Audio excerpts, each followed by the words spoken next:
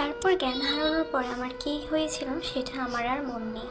তারপরের দিন যখন আমার জ্ঞান ফিরল, জ্ঞান ফেরার পরে দেখেই আমার বিছানার কাছে মা বাবা বসে আছে। ঠিক তখনই একটু স্বস্তির শ্বাস নিলাম। মা আমাকে অফুরন্ত জোরে জড়িয়ে দিলে কান্না করতে লাগলো এবং বলল আমার কী হয়েছিল, আমি কেন এভাবে জানালার সামনে পড়েছিলাম।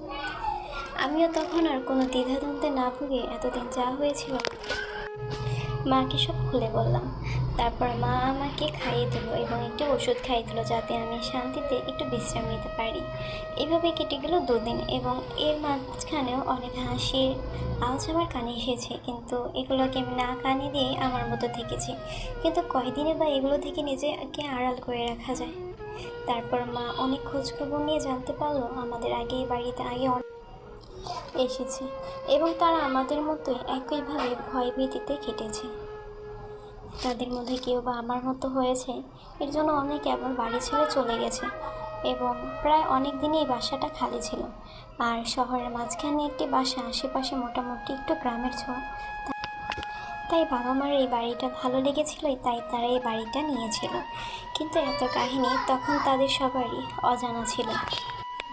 এরপর আমার মা আরও অনেক কিছু জানতে পারে। এই বাড়ির বাড়িওয়ালার 2টি ছেলে ছিল।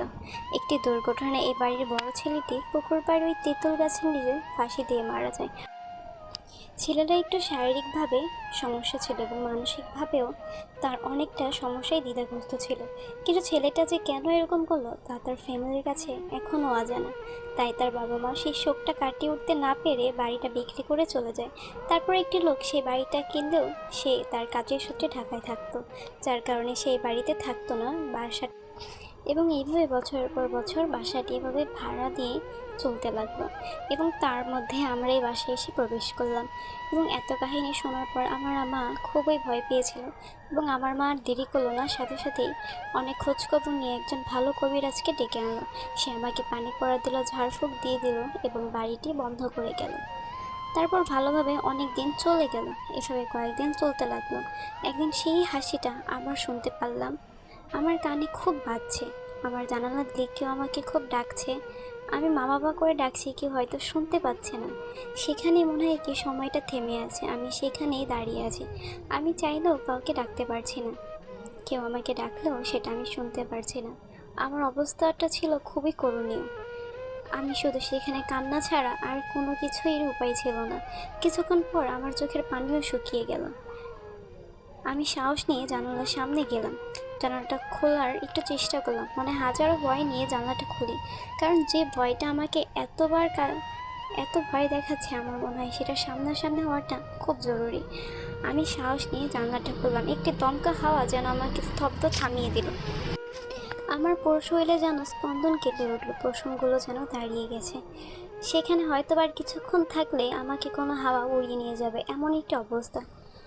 তখন সামনে একটা সাদা ড্রেস পুরোহিত একটা রক্তমানব দেখে আমি জ্ঞান হারাই।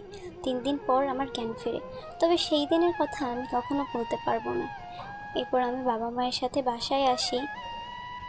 তারপর 2 দিনের মধ্যে আমরা একটি নতুন বাসা খোঁজ করি এবং সেই কবিরাজ আবারও আসে। সে আমাকে ঝাড়ফুঁক দিয়ে তখন মোটামুটি একটু সুস্থই ছিলাম। তো এভাবে অনেক দিন চলতে লাগলো এবং সেই বাসাটাও আমরা ছেড়ে দিলাম, আমরা নতুন বাসায় গেলাম।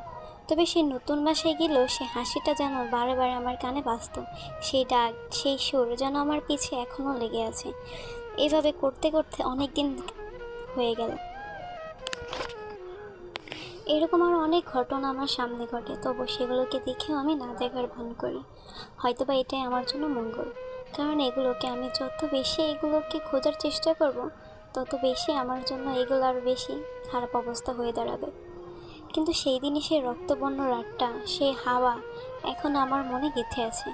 চাইলেও সেসব জিনিস ভোলা যায় না, তবে আমি যতটুকু চেষ্টা করি এইসব থেকে দূরে থাকারই চেষ্টা করি। তবে সেদিন ওই জানালাটা যদি না খুলতাম তাহলে হয়তো এত কিছু হতো না। তবে যাই হোক, আমার সে ভয় পাওয়ার রহস্য তো আমি খুঁজে পেয়েছি।